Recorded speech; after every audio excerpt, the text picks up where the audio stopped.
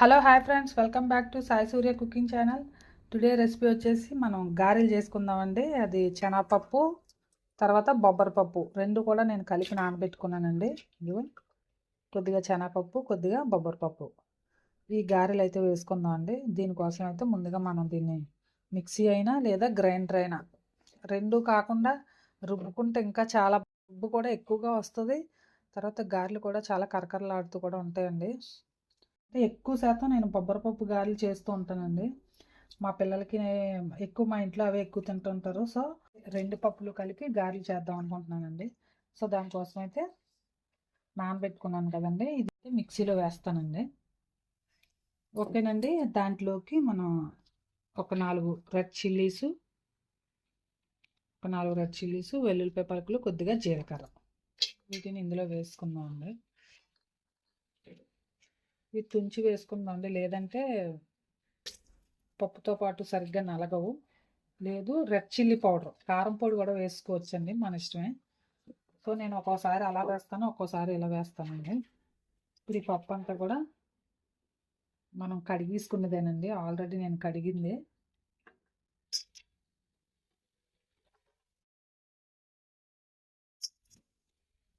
ఇందులోనే కొద్దిగా సాల్ట్ కూడా వేసి గ్రైండ్ చేసుకుందాం అండి, మనం మిక్సీ పట్టేసుకుందాం.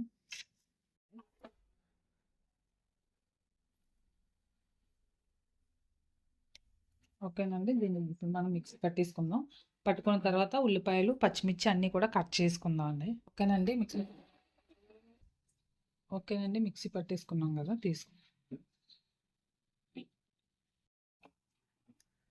ఓకేనండి. ఇలా నలిగింది కదా, ఇప్పుడు దీన్ని ఒక బౌల్లో వేసుకొని మనం ఉల్లిపాయలు, పచ్చిమిరపకాయలు అన్నీ కూడా, కొత్తిమీర, పుదీనా ఉంటే వేసుకోవచ్చండి, లేదంటే లేదు.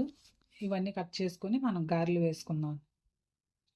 ఓకేనండి. స్టవ్ వెలిగించి డీప్ ఫ్రైకి సరిపడా ఆయిల్ పెట్టుకుందాం అండి. సో ఈ ఆయిల్ హీట్ ఎక్కేలాగా మనం ఆనియన్స్ అవి కూడా కలుపుకుందాం అండి. ఓకేనండి. ఆనియన్స్, పచ్చిమిర్చి అన్నీ కూడా నేను కట్ చేసి పెట్టేసుకున్నానండి రెడీగానా. సో కొద్దిగా పుదీనా, కొత్తిమీర కూడా, అంటే ఇది ఉంటే వేసుకోవచ్చండి, ఉందని వేసాను, లేకపోతే ఏమి వేయనండి. కంపల్సరీ ఏం కాదండి, నచ్చితే ఉంటే వేసుకోవచ్చు, లేదంటే స్కిప్ చేసేయండి.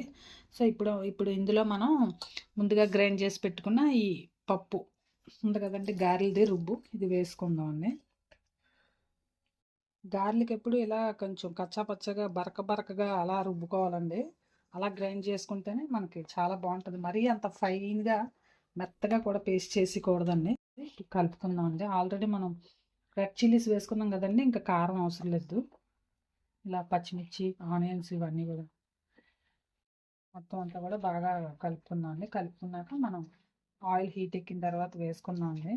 అంటే ఎస్పెషల్లీ పప్పులు అంటే ఎక్కువ బొబ్బరపప్పుతో చాలా టేస్ట్గా ఉంటాయండి. కొంతమంది దాన్ని పెద్దగా తెలియదు, కొంతమందికి శనగపప్పు, మినపప్పు ఇవే చేసుకుంటూ ఉంటారు. కానీ బొబ్బరపప్పుతో కూడా చాలా ఎక్సలెంట్ టేస్ట్, చాలా బాగుంటాయి. చేస్తే కర్రీ కూడా చాలా బాగుంటుంది.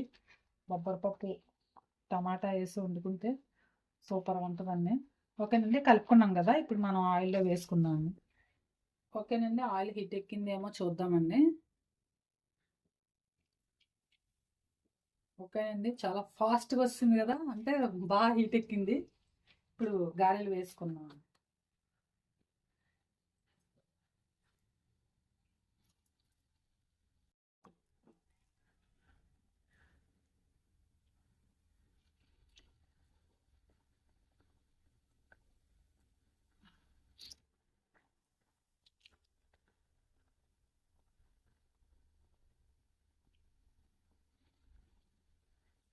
అంటే వాళ్ళల్లో అయితే పండగలకి చక్కగా ఇద్దరు ముగ్గురు ఉంటారు కదండి, అత్తలు, తోడుకోడళ్ళు, అమ్మ వాళ్ళు, పిన్నులు అందరూ ఉండడం వల్ల చాలా ఫాస్ట్గా ఎన్ని రకాల పిండి వంటలు అయినా చేసుకుంటారు.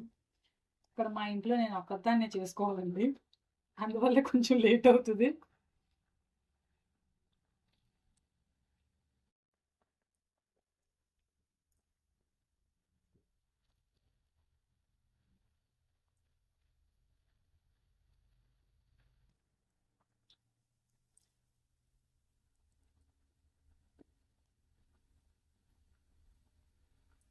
ఓకేనండి, ఇవి వేగిన తర్వాత మనం నెక్స్ట్ మళ్ళీ వేసుకుందాం అండి. మళ్ళీ నెక్స్ట్ వాయి వేసుకుందాం ఇవి వేగిన తర్వాత. ఓకేనండి, వేగుతున్నాయి కదా, ఒకసారి అటువైపు కూడా మనం తిప్పుకుంటే అన్నీ కూడా బాగా ఫ్రై అవుతాయండి.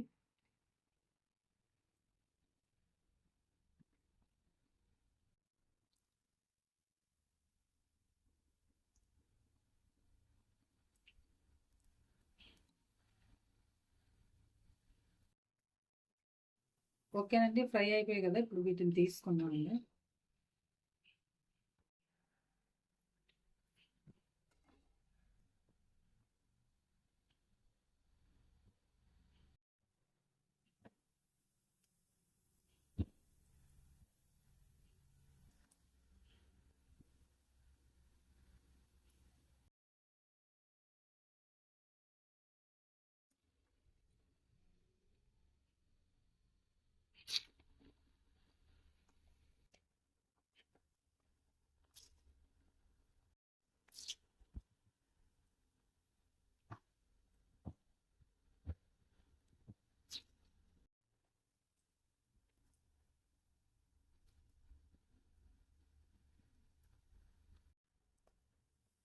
ఇవి వేగిన తర్వాత మిగతాయి కూడా వేసుకున్నాం.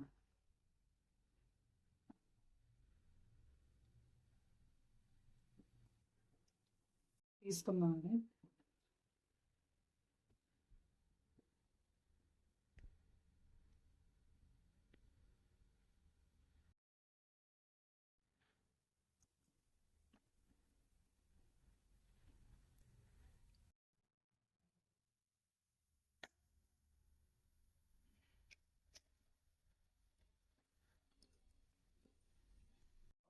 రెడీ అయిపోయండి, ఒక ప్లేట్లోకి సర్వ్ చేసుకోవడమే అంతే. ఓకేనండి, శనగపప్పు బొబ్బరి పప్పుతో ఎంతో కరకరలాడే గారెలు రెడీ అయిపోయండి. సో మీరు కూడా ట్రై చేయండి. ట్రై చేసి టేస్ట్ చేసి మీ ఫ్రెండ్స్కి కూడా షేర్ చేయండి. నచ్చితే కనుక ఒక కామెంట్ కూడా పెట్టండి.